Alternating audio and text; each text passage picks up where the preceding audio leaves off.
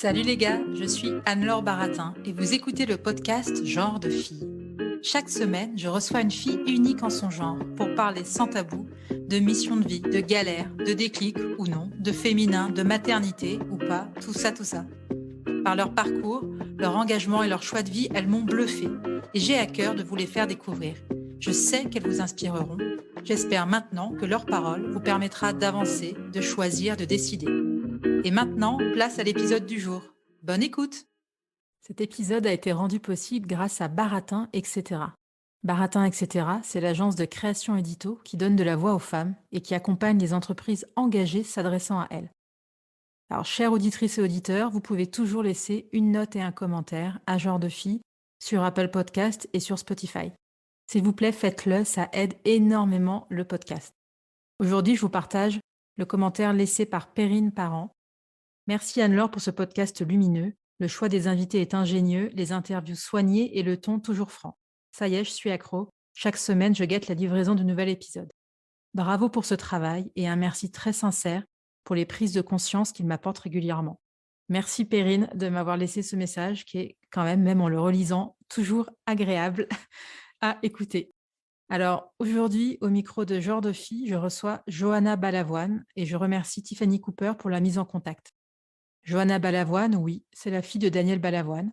Elle n'a pas connu son père, tué dans un accident d'hélicoptère 5 mois avant sa naissance. Mais Johanna, c'est surtout une rescapée de la drogue, dont elle a subi l'emprise pendant 15 ans, et elle a à cœur aujourd'hui de partager son parcours. Alors c'est un épisode qui parle d'addiction, de survie, de legs mortifères, d'apprendre à savoir qui on est. Mais cet épisode, c'est surtout une pulsion de vie. J'espère qu'il vous touchera autant que moi, il m'a touchée. Bonjour Johanna, je suis ravie de te recevoir au micro de Genre de Fille. Comment vas-tu? Bonjour Anne-Laure, je vais bien, je te remercie et toi? Eh ben écoute, ça va. Je trouve que tu as une voix t'as une voix extrêmement apaisante. Je me suis dit là, enfin, j'aime beaucoup ta voix. C'est la première fois que je dis ça à une de mes invitées, mais je trouve que tu as une voix extrêmement rassurante. Bah, je te remercie et c'est intéressant de voir ça un petit peu comme ça parce que c'est une voie que j'ai trouvée. On peut aussi imager ça, c'est une voie qui est apaisée parce que j'ai trouvé un chemin d'apaisement. Ouais. Ouais, on va y Voilà. revenir, mais Mmh. alors bon, j'en parlais un peu en introduction tout à l'heure, mais en septembre 2021, tu as publié Les Lions endormis. C'est une bande dessinée Mh. qui retrace ton parcours, notamment ton Oui. combat contre la drogue. Alors, je précise que c'est une Mmh. bande dessinée qui a été réalisée en collaboration avec la scénariste Sylvie Gaillard et la dessinatrice Fanny Mongermont. Alors, Exactement. ouais, comment t'es venue l'idée de faire de ton histoire une BD? Ça s'est fait un peu en 2 temps, on va dire, en fait Sylvie, dans la BD, c'est, Sophie. C'est-à-dire qu'on est amies depuis très longtemps et c'est, chez elle, que j'ai voulu elle m'a gentiment accueillie chez elle, plus que gentiment parce qu'il faut vraiment de la confiance pour pouvoir faire un premier sevrage et déjà on parlait un peu à l'époque de montrer, un peu les ravages que ça fait aux gens Ouais. et le déclic s'est fait. Elle a 3 enfants, elle a des jumeaux et les garçons avaient à ce moment-là, je crois 13 ans et ils sont rentrés de l'école et ils ont dit à leur mère qu'on leur avait proposé de la drogue et ça nous a beaucoup choqués et on s'est dit, ben, d'ailleurs c'est pas on s'est dit, c'est Sylvie qui l'a très bien dit, qu'est-ce qu'il y a de mieux que de prévenir, que de guérir, c'est prévenir, pardon. Voilà et on s'est dit que ça serait hyper important d'en parler parce qu'en fait on n'en parle pas. On n'en parle pas assez en tout cas et qu'il y a beaucoup de gens qui sont, complètement, démunis et en détresse par rapport à ce problème. Donc bah, voilà. Mais D'accord. puis le fait aussi d'avoir un nom, c'est pas rien. Malheureusement et en même temps quelque part heureusement, on s'est dit que ça aurait un impact. Le fait de ben, que je serais peut-être un peu plus écoutée parce que ce nom résonne. Ouais. Mais ce nom, on en parlera un peu après. Tu as aussi fait un Mmh mh. podcast de France Inter qui Mmh. s'appelle Une histoire intime, la drogue est une sale histoire. Donc, Mmh. si j'ai bien compris, c'est un podcast qui a été fait par Nadia Dam. Oui, exactement. Elle m'a proposé, ça suite à l'article qu'elle a lu dans le Libé. Et elle m'a contactée et on a, tout de suite accroché. On a passé un très long moment à discuter et on s'est dit, en fait, ce qui était intéressant, c'est que ça s'emboîtait bien aussi avec la BD. C'est-à-dire que de parler et d'entendre, pas forcément d'avoir un à le lire, ça serait un support aussi intéressant. Et puis moi, je suis assez convaincue qu'avec les témoignages qu'on a pu recevoir, que plus on en parle, plus les gens ont envie de parler, parce qu'ils ont besoin de parler.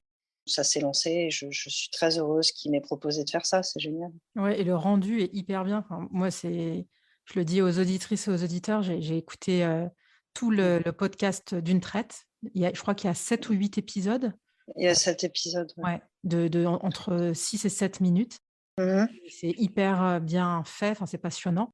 Et justement, il y a certaines phrases qui m'ont beaucoup marquée. Il y en a une, Mhm. tu dis dans un des premiers épisodes, c'est pas on se drogue un peu, c'est on se drogue ou on se drogue pas. Je me suis fait un peu taper sur les doigts avec cette phrase, Ah parce que bon, je bah pense que raconte. ça. Non, oui, parce que je pense que ça provoque quelque chose chez les gens qui se disent et bah, c'est pas grave, ça va, c'est une fois de temps en temps. Et Ouais. je porte pas un jugement là-dessus.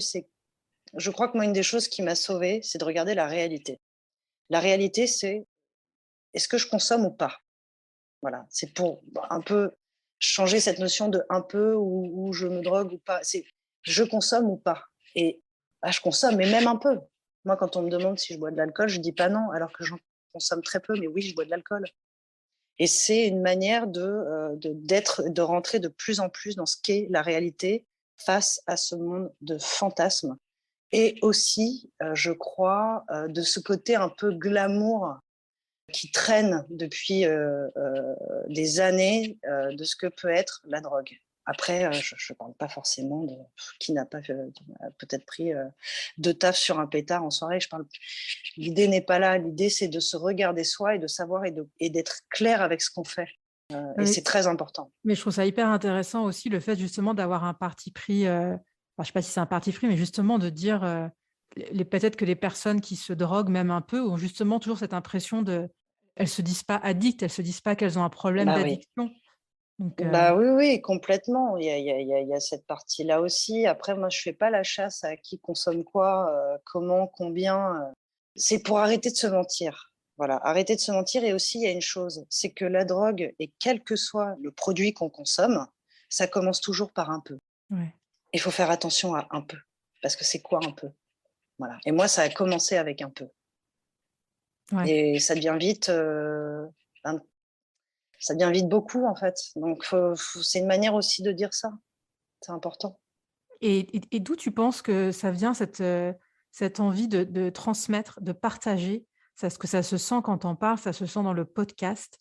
Tu as vraiment à cœur est-ce que c'est quelque chose, tu en avais déjà conscience quand tu étais en cure de désintox? Est-ce que, assez rapidement tu t'es dit, «Je veux partager mon histoire, je pense qu'il faut arrêter avec ce tabou»? Bah, ce qui est assez juste, c'est que la cure m'a confortée parce que pour expliquer, temporellement ce qui s'est passé, c'est que j'ai fait un premier sevrage et on a décidé de faire la BD à ce moment. Et suite à ça, moi, j'ai rechuté et c'est D'accord. après que j'ai fait la cure. Et d'ailleurs, ça c'est fou comme tout s'est passé parce que, finalement la BD est sortie au bon moment puisque ça fait maintenant 3 ans. Enfin, tout s'est fait dans une chronologie assez incroyable. J'ai pu porter cette histoire parce que je suis complètement propre de tout ça, mais c'est vrai que d'avoir rencontré des gens en cure, ça a été aussi, une des choses qui m'a confortée. C'est-à-dire que c'est dramatique. Il y a des gens détruits.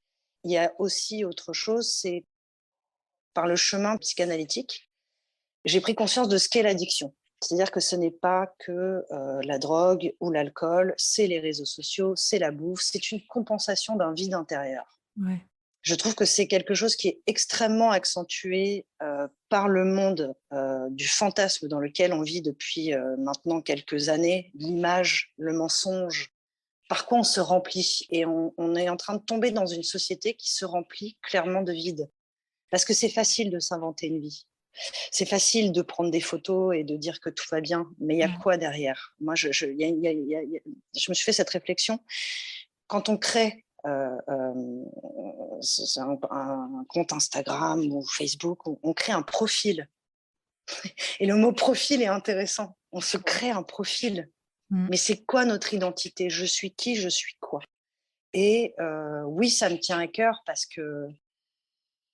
qu'en fait, on a tellement de richesses en nous et on a tellement de jolies choses, il y a tellement de trésors à aller prendre, ce chemin si important qu'on devrait avoir est très difficile, je trouve, à acquérir dans la société dans laquelle on est.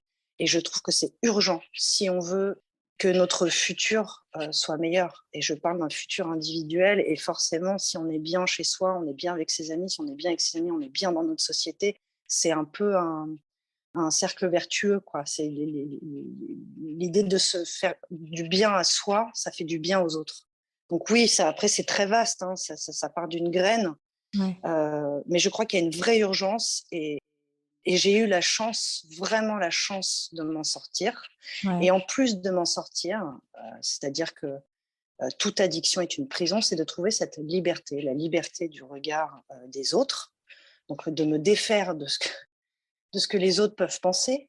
Ça ne veut pas dire que je n'écoute pas les autres, ça veut dire que je suis libre d'être moi-même. Et c'est notre quête, ça devrait être la quête de tout individu. Et elle est aujourd'hui très embuée. Et moi, ouais, c'est quelque chose qui me touche beaucoup, beaucoup, beaucoup. Et tu Voilà. expliques d'ailleurs dans le podcast aussi que le plus dur, c'est pas tant quand on est en cure, c'est quand on sort et qu'on est. Mhm. Tu peux nous expliquer? Bah, c'est-à-dire que l'addiction, c'est une béquille. C'est une béquille, comme si je m'étais cassé la jambe. Et une fois que je me casse la jambe, il faut que je réapprenne à marcher. Et c'est compliqué parce qu'une fois qu'on enlève le produit consommé qui nous met dans l'illusion chaque jour, une fois qu'on n'a plus l'illusion et qu'on commence à voir la vérité, c'est très violent. C'est très violent parce que ça veut dire qu'il faut analyser son enfance, ça veut dire qu'il faut analyser son présent, ça veut dire qu'il faut aller au plus profond de soi. C'est là que commence la vie. Elle commence juste là. Et moi, je comprends. C'est pour ça que c'était aussi c'est un peu bizarre de dire ça, mais avec du recul, tant mieux que j'ai rechuté. Parce qu'il ne faut pas avoir honte de rechuter. C'est pas étonnant de rechuter parce que c'est dur. C'est dur de se construire une vie. C'est dur d'être soi-même. C'est dur de s'écouter. C'est dur de prendre des risques. On a tellement de peur. Il y a tellement de peur autour de tout ce qu'on fait. On parle souvent de la peur de réussir. Moi, je pense qu'on devrait parler de la peur de décevoir. Ouais. Il y a toutes ces injonctions, les injonctions de la société, de la famille, bref. Quand on est en cure, il y a des gens merveilleux. Voilà. Enfin, moi, en tout cas, j'ai eu la chance d'être dans un hôpital où les gens étaient merveilleux. Ils sont là, ils sont aux petits soins. Le matin, le midi, le soir, la nuit. On vous fait à manger. Il y a des activités. C'est presque... Il y a quelque chose presque d'enfantin parce qu'on s'occupe vraiment de vous, quoi. On reste combien de temps? Comment ça se passe? C'est quand on se sent prêt qu'on s'en va? Comment ça se passe? Ça dépend des gens. Ouais. Ça dépend des gens.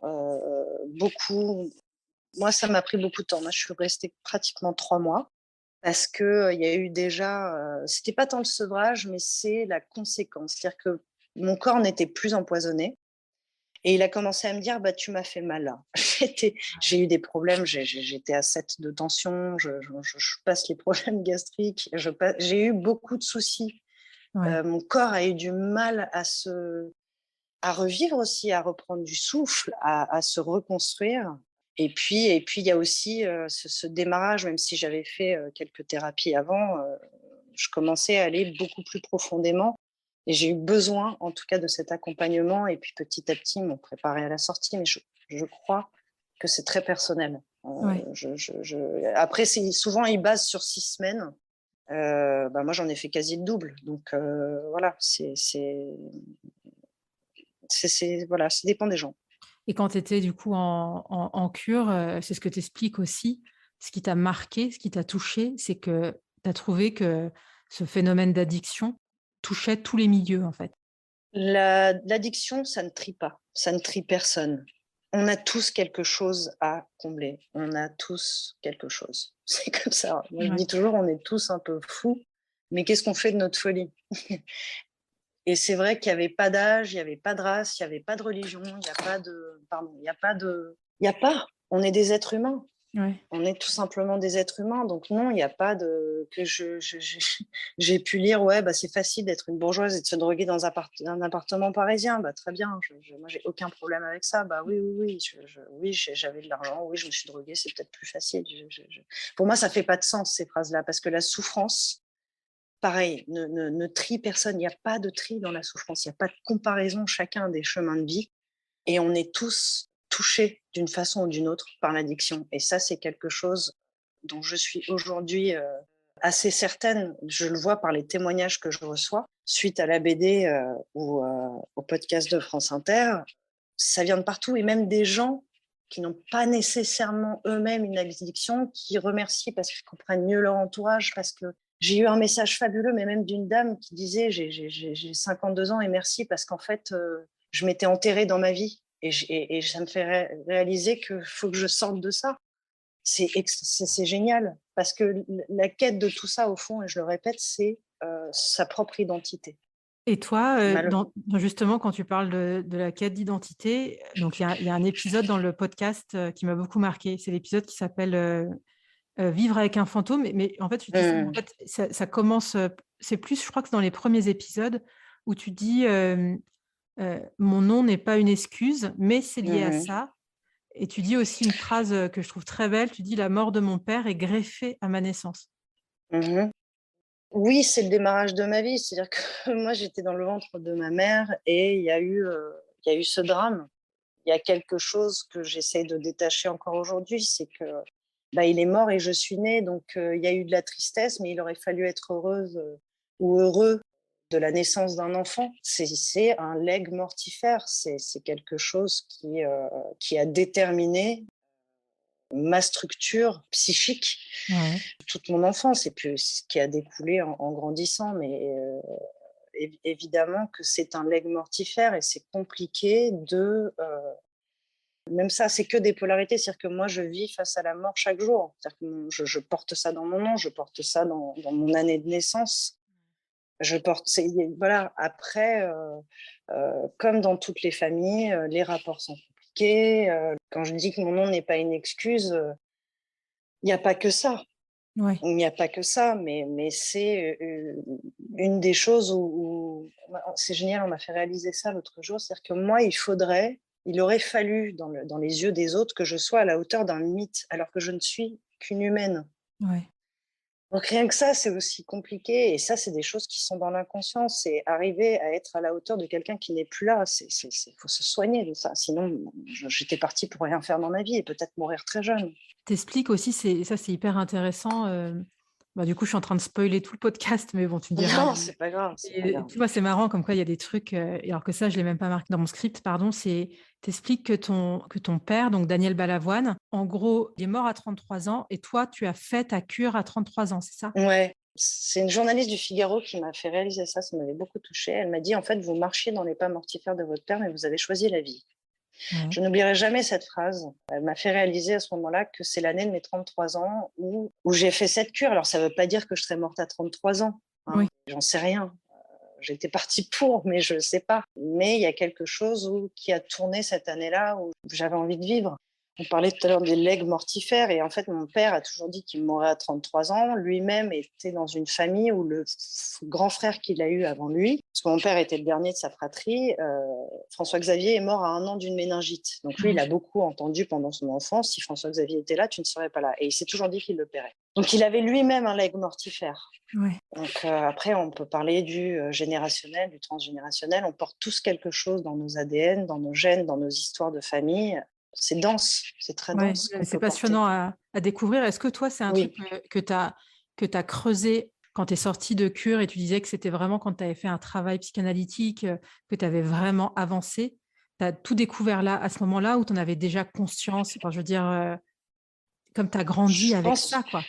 j'ai évité, alors c'était très... comment est-ce que je peux dire ça? Pareil, j'ai une vie un peu de polarité, c'est-à-dire que je vivais à travers ça, ça m'arrangeait bien quelque part parce que je me disais, au moins on m'aime pour une raison.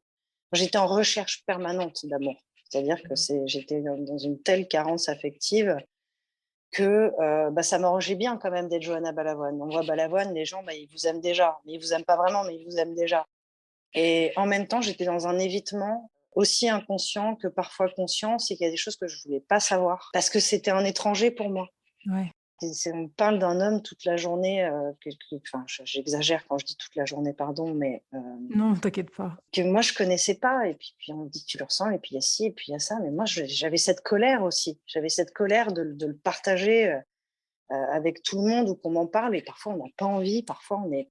Parce que c'est pas que Balavoine, c'est une petite fille. Je pense à mon frère aussi, ce petit garçon. Ils n'avaient pas leur papa. Ouais. je fais une parenthèse par rapport à mon nom n'est pas d'une excuse, c'est-à-dire qu'on n'est pas les seuls enfants à avoir vécu dans un drame comme ça. Mais ma position fait que j'ai mis du temps à soigner, que même si scientifiquement on vous dira j'étais quand même à 2 mois de fœtus, j'étais dans la vie de mon père. J'étais peut-être dans la sienne, mais moi, il n'est pas dans la mienne, quoi. Il y a un peu ce truc-là, un peu étrange, et en même temps, il est dans la mienne parce Ouais. qu'il est encore là, et c'est aussi formidable qu'il soit encore là après tant d'années. Que les gens, à chaque fois qu'ils en parlent, ils ont les yeux qui, c'est pour certains qui se remplissent de larmes, mais il y a toujours autant d'amour dedans, et c'est quand même quelque chose d'extraordinaire. Moi, je le dis souvent comme ça, avec un petit sourire. Je suis pas la fille de Maurice Papon, quoi. Non, mais c'est voilà, Oui, t'as il raison. y a quand même aussi, mais c'est la grandeur fait que voilà, il y a des jours où on a ouais, le risque de décevoir, peut-être pas à la hauteur. Et c'est quoi la hauteur? Et je suis Mmh. pas Danielle Balavoine, et moi j'ai fait ce chemin-là, c'est je ne suis pas Danielle Balavoine, je suis très fière d'être sa fille. C'est merveilleux, il y a tout un héritage où voilà, avec mon frère on gère son truc, et on essaye de faire les choses bien, et c'est pas simple. Qu'est-ce qu'il aurait pensé? Qu'est-ce qu'il aurait voulu? Moi j'en sais rien en vrai, mais j'essaye de faire au mieux. Faire au mieux de ce que je comprends de cet homme-là, ou d'autres gens que je peux admirer, parce qu'on cherche des repères un peu partout. Qu'est-ce qui fait qu'il a touché autant de gens? Et je crois qu'en ça, aujourd'hui, je prends comme exemple, mais comme tout le monde a pu le faire. Pourquoi on l'aimait? On l'aime Mmh. parce qu'il était sincère. Ben, c'est C'était marrant que un tu mec dises ça. sincère. Ouais, il y a un côté. C'est, moi, je trouve quand tu écoutes ces chansons, quand tu l'entends chanter, Mmh. il y a un côté. Moi, ça me fait un peu penser un peu à. C'est comme Michel Berger. Je trouve qu'ils ont un Pas côté pour quand rien ils qu'ils étaient chantent. meilleurs potes, hein. Mais oui, mais on ressent, on a l'impression qu'ils pensent vraiment ce qu'ils chantent. Ça peut sonner Bien vraiment sûr. cliché, mais tu sens quand ils chantent Mon fils, ma bataille, enfin, tu vois, il y en a des dizaines de Mmh. chansons, mais tu as l'impression Il qu'il est à pensait fond, tout ce quoi. qu'il disait. Mais Ouais, il était à fond. Je ouais. crois que c'est ce qui, c'est marrant que tu dises un cliché. Je crois que il faudrait, comment je vais amener cette idée-là de cliché? On le met au rang de cliché, alors que ça devrait pas être des clichés, ça devrait être la vraie poursuite, quoi. La Ouais, vraie c'est vrai. poursuite de la vie. Et je crois que Michel Berger, mais même France Gall, tous ces mecs-là, toute cette troupe, d'ailleurs de très bons, très bons amis qu'ils étaient, ils chantaient avec le cœur, ils chantaient avec sincérité. Je vais en profiter en même temps aussi. Tu me demandais au début, voilà, pourquoi tu avais envie de faire tout ça. En gros, parce qu'on manque de ça. Ouais. On est dans un monde factice, et les gens ont besoin de sincérité. Ça fait tellement de bien. Alors oui, c'est dur. Oui, c'est dur de demander pardon. Oui, c'est dur de se rendre compte à qui on a fait mal, comment on a fait mal, pourquoi on a fait mal. Mais si on ne fait pas ça, on ne peut pas changer les choses. C'est-à-dire Ah, qu'on passe sa vie à faire semblant, en fait, et c'est pas une vie. Moi, je crois que je suis convaincue qu'on n'a que deux choses. On a le temps et on a que l'amour. Il n'y a que l'amour qui reste. Voilà, après, c'est un peu naïf, hein, non, non, ça fait du bien de l'entendre aussi. mais je crois profondément que c'est pour ça que des gens comme eux, quand je dis comme eux, Berger, et même Goldman, tous ces mecs-là, c'est des mecs sincères, Ouais. et c'est pour ça que ça reste. Pas pour d'autres raisons. Et il y a une anecdote aussi, quand tu es en cure de désintox, à un moment, je crois que c'est dans les premiers jours, tu vois Mhm. le plateau repas arriver et en fait, Non, mais. il y a ton nom qui est écrit en Ah gros, oui, oui. Non, non, en ouais, ouais, ouais. balavoine. J'avais pas envie, pas par honte, hein, mais parce que ça aurait été foutu. Voilà, ça aurait été foutu dans les rapports. J'ai eu pas mal de passe-droits dans ma vie. Je pense que ces passe-droits m'ont pas toujours fait du bien. Et oui, c'est le premier jour, hein, c'est le premier repas. Je me rends compte que sur tous les plateaux, il y a les noms, et je vois le mien, et j'ai pris la feuille et je suis partie au bureau des infirmières. J'aurais dit, s'il vous plaît, est-ce que c'est possible d'enlever le nom? Et eux, ils savaient évidemment, hein, qui j'étais, bien sûr, hein, et ils ont évidemment compris, et on l'a tout de suite fait retirer. Et je voulais pas, peut-être la première fois de ma vie où j'étais comme tout le monde. Parce que je suis comme tout le monde. C'est juste qu'il y a cette histoire de personnalité publique qui rentre en jeu. Mais à ce moment-là, moi, j'avais juste envie d'être cette jeune femme avec ma souffrance, avec mon histoire à moi aussi, pas toujours à partager. Et c'est Ouais. pas contre mon père, c'est pas contre ma mère, c'est pas contre mon frère, c'est contre personne, c'est pour moi. Il y a quelque chose de très inconscient chez les gens, tu le dis d'ailleurs aussi. En fait, c'est une forme de tendresse. Dès que les gens savent que tu es la fille de Daniel Balavoine, c'est même si ils veulent pas, en fait, ils vont C'est te. comme ça. Ouais, ouais. C'est comme ça. Et c'est honnêtement, hein, moi j'ai vécu parce que je raconte 2 anecdotes un peu difficiles, mais je pourrais raconter des anecdotes aussi hyper touchantes, quoi. Il y a des gens hyper touchants et ces moments hyper touchants, ils sont touchants parce que les gens sont sincères. Je parle beaucoup de la sincérité, mais c'est hyper important et j'ai vécu vraiment des instants, mais ça peut durer juste 2 minutes et des choses qui vont me marquer à vie, bien sûr. Mais en tout cas, pour moi, il y a eu un vrai commencement de vie, à cette cure et je crois que je peux l'exprimer comme ça aujourd'hui. J'avais envie de ma vie à moi, Ouais. Et comment elle est ta vie sans à renier, toi? hein. Comment elle est ta vie à Ben, toi aujourd'hui? comment elle est? Elle est beaucoup plus en paix. C'est pas tous les jours facile parce que je cherche encore des choses, je cherche encore à comprendre. Je cherche comment dire? À enrayer mes mécanismes, mes dysfonctionnements. Parce que parfois, c'est tellement dans les cellules, on est tellement habitué à agir par mécanisme que c'est compliqué. Donc, il y a encore cette recherche-là, mais clairement, depuis quelques mois maintenant, parce que bon, il y a 3 ans, que j'ai arrêté la drogue, mais toute la mise en place d'une vie, et ben, j'ai mes cours, je prépare mes projets, je fais vraiment de la musique, j'apprends Oui, vraiment la musique. c'est ça Je aussi reprends des... que c'est ça C'est aussi qu'il hyper faut important. expliquer, c'est que tu fais de la musique, c'est quand même c'est génial. Ben oui, après, j'ai essayé de faire autre chose, hein, mais Ouais, ça m'est revenu parce que j'ai fini par accepter que j'aimais vraiment ça. Et c'est ouais, comme ça. Et c'est pas parce que je suis une fille d'eux. ouais. J'aime profondément ça. Et peut-être que ça va être juste sur un laps de temps. Parce qu'après, bon, si je commence à rentrer dans les détails, je me pose des questions sur l'utilité aujourd'hui dans la vie de faire de la musique ou pas. On voit comment le monde va. Je pense beaucoup aux enfants. Qu'est-ce que je pourrais faire pour aider et être utile? Mais en tout cas, c'est une vie d'être. Après, j'ai de la chance aussi de pouvoir habiter dans une maison à la campagne où ben, j'ai 2 potagers, mettre les mains dans la terre, tout en essayant d'avoir une structure de vie et saine. Je suis saine aujourd'hui, je Ouais. peux me dire. Et puis, ça m'arrive de dîner à 18h30 et de dormir à 21h30 et de me lever à 5h30 du matin. Et je me régale Ouais. parce que je suis plus. Je pourrais répondre comme ça aussi. Il n'y a plus de brouillard. Je n'ai plus de brouillard dans ma vie. Quand je me trompe, j'accepte de me tromper. Il y a aussi une espèce de force, c'est-à-dire que ça amène une force intérieure qui est de quand on fait un choix, eh ben on fait les choses. Et je pense à cette phrase d'ailleurs de mon père que j'ai lue il n'y a pas longtemps, c'est enfin, dire ce qu'on pense et penser ce qu'on dit. Et il y a beaucoup de ça, c'est-à-dire que je suis arrivée à être dans une vie où, en tout cas, je suis en accord et dans la vérité. C'est-à-dire que je ne mens plus. Il n'y a plus de mensonges dans ce que je fais. Et c'est alors que c'est régné sur ma vie pendant des années et c'est une vraie libération. Parce que le mensonge, c'est quoi? C'est rendre sa vie un peu plus supportable, hein. Mais ça tient pas. Ça tient pas. Et puis pour un mensonge, il faut mentir 1000 fois. Je sais plus si c'est cette citation qui est géniale et c'est vrai. Et puis c'est un enfer. Et puis on oublie ce qu'on dit. Alors oui, c'est plus dur la vérité. Oui, c'est plus dur de reconnaître ses erreurs. Mais il faut comprendre pourquoi c'est difficile. C'est un vrai chemin, quoi, de se sentir bien dans ses baskets et d'assumer ce qu'on est, ce qu'on fait. Mais c'est une autre vie. Moi, j'espère, voilà, au fond, partager mon histoire. Parce que j'ai pas grand-chose à y gagner, hein, en vrai, me montrer. Ouais. Sniffer sur des toilettes, c'est pas reluisant. Mais en fait, en tout cas, si les gens peuvent piocher et comprendre que on peut y arriver, on peut arriver à trouver son trésor et prendre soin de ce trésor. Et c'est hyper important. Moi, quand je dis j'ai rien à y gagner, si, en fait, j'y gagne juste.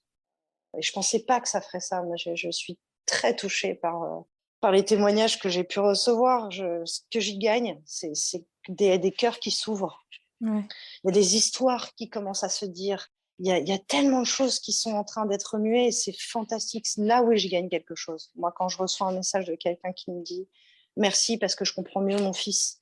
Pouah, Ouais. moi, enfin, je le dis aux auditrices, moi, ça me fait des frissons Ouais. parce que c'est un beau cadeau, c'est génial. Non, puis se sentir utile en fait. Enfin se sentir, Bah, il y a un côté un peu égoïste aussi, hein. Je le dis, moi, oui, ça me fait du bien de me sentir utile. Maintenant, une fois que j'ai dit ça, peut-être c'est de l'empathie, j'en sais ouais, rien. ouais, Moi, non mais oui, c'est de je la vois voir les autres souffrir, sensibilité. ça me fait mal au cœur. Et si on peut changer des choses, moi, grâce à ce nom aussi, ben, il y a un impact, il y a quelque chose, et ben, ok, et ben, on le fait. Et puis les qu'en dira-t-on, honnêtement, il y a tellement plus grave dans la vie de savoir de ce qu'on pense de moi. Je m'en fous un peu de ce qu'on pense de moi. J'ai gagné ça, c'est pas grave. Les gens qui ont fait des grandes choses, alors je ne me mets pas en comparaison avec ça, mais je me dis, quand on fait des choses, de toutes les façons, on prend un risque. Et je prends aussi le risque de réussir à faire quelque chose. Et je m'en fous qu'on puisse penser que je suis une bourgeoise. Ouais, je suis une bourgeoise. Ouais, j'ai grandi avec, j'ai manqué de rien, à part de l'amour. J'aurais préféré, je répète cette phrase, je le dis parce qu'elle est très importante. Moi, j'aurais largement préféré avoir mon père, qu'il soit Daniel Balavoine ou pas, un con ou pas. J'aurais préféré connaître un père que d'avoir de l'argent. Après, je ne crache pas dans la soupe. J'ai une chance formidable. Je vis très bien. Voilà. C'est aussi moi qui suis allée chercher aussi de vivre bien. Et moi, j'ai envie de dire aux gens, ce que je répète d'ailleurs un peu les pauvres dans les interviews, je rabâche, mais c'est pas pour rien, parce que moi, c'est une phrase qui m'a fait énormément de bien et c'est mon mentor, mon professeur de musique, qui m'a sauvée clairement par son amitié, par son instruction, par son éducation. C'est quelqu'un qui, quand je dis mentor, c'est quelqu'un qui m'éduque et qui m'instruit. Hein. Et il m'a dit un jour, il m'a dit, Johanna, tu sais, tu n'es pas coupable de ce que tu as fait, tu es responsable. Et quand on se responsabilise, quand on regarde les choses, on peut les changer. Je le répète, quand on ne regarde pas les situations, on ne peut pas changer. Et si on croit que ça va tomber du ciel, c'est pas vrai. Il faut se prendre par la main, il faut trouver le courage. Je pense qu'on en a tous du courage. Peut-être ceux qu'on croit qu'ils n'en ont pas, c'est juste qu'ils n'ont jamais peut-être été encouragés dans leur famille, je ne sais pas. Mais on est humain, on a tous un cœur, on a tous des émotions, on a tous quelque chose. J'y crois profondément à ça. Tu as une pulsion de vie qui est quand même super, parce qu'en fait, dans le podcast, tu parles beaucoup de ce legs mortifère, mais en fait, ta pulsion de vie, elle a été plus puissante que ça, quoi. On sent quand on parle que c'est ça aussi, c'est l'envie de le déclic, l'envie de s'en sortir et de raconter ensuite. Enfin, en tout cas, moi, je le comprends. Non, mais c'est intéressant ce que tu dis, parce que ça, quand on dit on n'est pas tous égaux, c'est une question que je me suis posée. Je crois qu'on n'est pas égaux sur l'instinct de survie. Ouais. Parce que moi, avant d'arriver à vivre, il a fallu que je survive. Après, peu importe l'échelle, je crois, mais on est des vivants, quoi. Ouais. On est des vivants. Donc, si on est des vivants, c'est qu'il y a bien quelque chose à aller chercher. Après, les souffrances ne sont pas comparables, les histoires ne sont pas comparables, les difficultés ne sont pas comparables. Je le sais bien, je ne suis pas dupe non plus. Mais je crois profondément que c'est à chacun de se donner les moyens. Moi, c'est sûr que je ne suis pas née non plus en Afghanistan. Ouais. Bien sûr, moi, je parle d'un monde occidental, je parle d'un monde dans lequel on peut en tout cas se permettre d'avoir de l'espoir. Voilà. Alors, on va passer aux petites questions que je pose souvent à la fin de l'échange. Je ne sais pas si tu connais Annick Cogent, elle est journaliste au Monde. Elle fait des portraits de femmes et elle pose cette question, ça a même donné un livre. Elle demande à ses invités de compléter la phrase « Je ne serais pas arrivée là si ». Alors, à ton tour de compléter cette phrase, Johanna. Je suis obligée, je vais être honnête, hein, ça me vient instinctivement, si mon père n'était pas mort. Ouais. Bah oui. Ouais. Qu'est-ce qui t'anime ? L'amour. Qu'est-ce qui te met en colère ou peut t'agacer ? L'amour. Oh. Est-ce qu'il y a une femme que tu aimerais entendre au micro de Genre de Fille ? Nadia Dahan. Ah ouais, je pense à elle là tout de suite. Ouais, j'adorais l'interviewer. Et quel genre de fille es-tu, Johanna ? Femme sincère.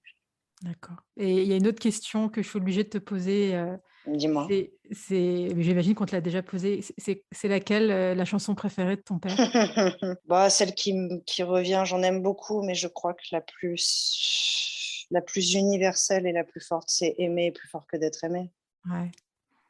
Ouais. Il a, en disant ça, il a dit tellement. C'est un acte, aimer. Ouais. Et quand on aime faire quelque chose, quand on aime juste aimer, c'est plus fort que tout. Merci Johanna pour cet échange. Merci à toi, beaucoup. Merci d'avoir écouté cet épisode. J'espère qu'il vous a plu. Si c'est le cas, partagez-le autour de vous et sur les réseaux sociaux. N'hésitez pas non plus à laisser un avis positif à propos de Genre de Fille sur vos applications de podcast. Pour ne rien manquer de Genre de Fille, suivez-moi @Anne-Laure Baratin sur Instagram. Si vous avez des compliments, des critiques ou des réflexions, n'hésitez pas. Merci à Marvin Marchand pour la musique du générique. Bonne semaine et à très vite. Salut!